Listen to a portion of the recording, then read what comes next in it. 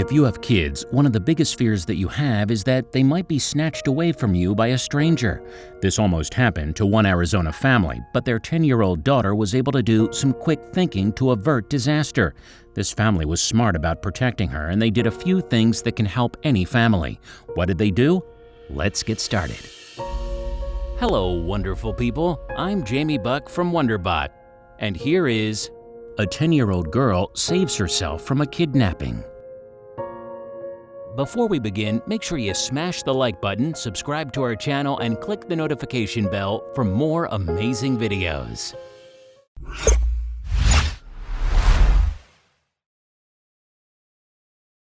Madison Rains was an ordinary 10-year-old girl living in Arizona. She was out playing with some friends, walking around and doing what kids do.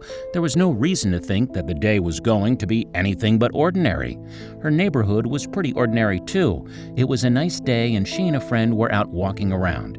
It was normally a pretty quiet neighborhood, but this wasn't a normal day. Madison lives in Pinal County, Arizona. It's the third largest county in Arizona and contains the cities of Casa Grande and Florence. It's about 70 miles from Tucson, close to the center of the state. A lot of families have moved there in the last 20 years, and it's become the fastest-growing county in the state. With more people coming in, crime has increased, including abductions. As mentioned earlier, the day started out as a normal day. Madison and her friend were out playing around. According to the Pinal County Sheriff, around 3:45 p.m., someone started following Madison. A white SUV pulled up behind them. The driver was trying to get the girl's attention somehow, and he was trying to tell Madison something. What did he have to say? Madison didn't recognize the driver, but he knew her. He said that he was a friend of Madison's mother, Brenda, and that Madison's brother had been in a serious accident and was in the hospital. He told Madison that her mother had sent him to come to pick her up and take her to the hospital. At first, Madison was a bit confused. She didn't know the man, but he clearly knew who she was. He knew her name and her brother's name. Madison may not have known this man, but she knew exactly what to do. Madison began talking to the man and noticed that he was shielding his face a bit so that she couldn't see him clearly. She knew immediately that there was something wrong with the man and the situation. Her mother had prepared her for something like this. Madison knew exactly what to do. Her mother had prepared her, and she hoped that she would never have to use it, but unfortunately she did. She immediately asked the man for her family code word. This was a word or phrase that her mother had given her in case she needed to have someone else pick Madison up for any reason. He didn't know it. She told ABC News he just kind of froze his face and drove off. I was scared because if I would have hopped in, I didn't know what he would have done to me. What did she do next? Madison had just been in a situation that would be terrifying for anyone. She got to a phone and called her mother, crying the whole time. Madison said that the man had tried to take her. At the press conference in Pinal County, Brenda said, "My daughter called me crying upset, and she told me that some guy tried to take her. He told her brother had been in a serious accident and she needed to come home with him."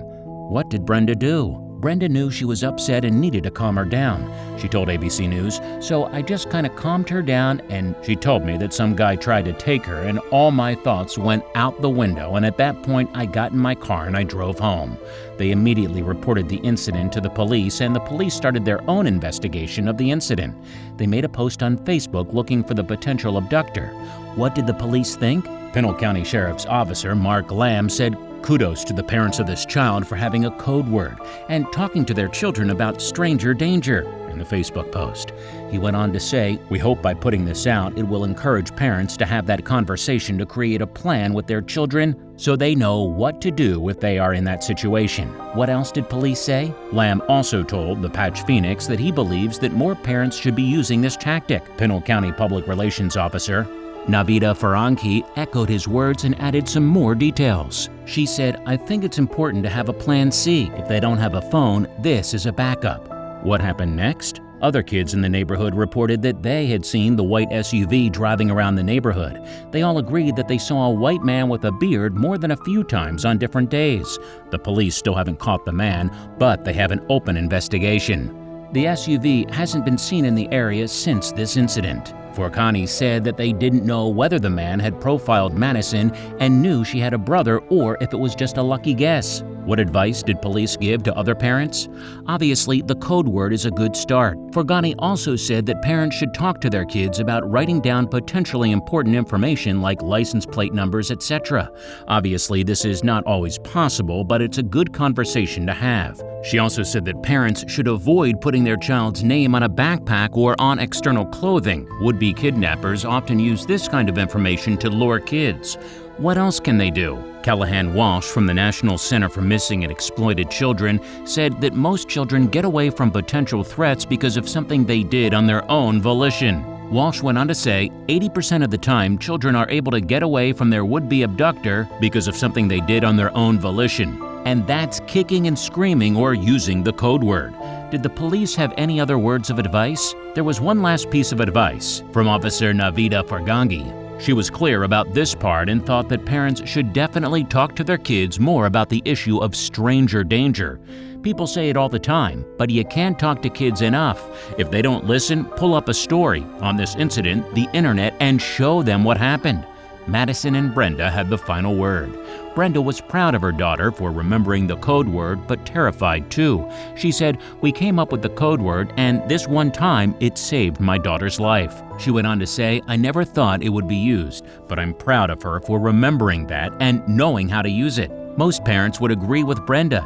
It was a terrifying situation, but Madison stayed cool in a situation that would frighten anyone. No one likes to think their kids are being put in this situation. It's terrifying, but stranger danger does still exist in this world. Parents have to think about these things and hopefully prepare their kids as well as Brenda. If you learned something from this story, please share it with your friends. Maybe they can learn something too.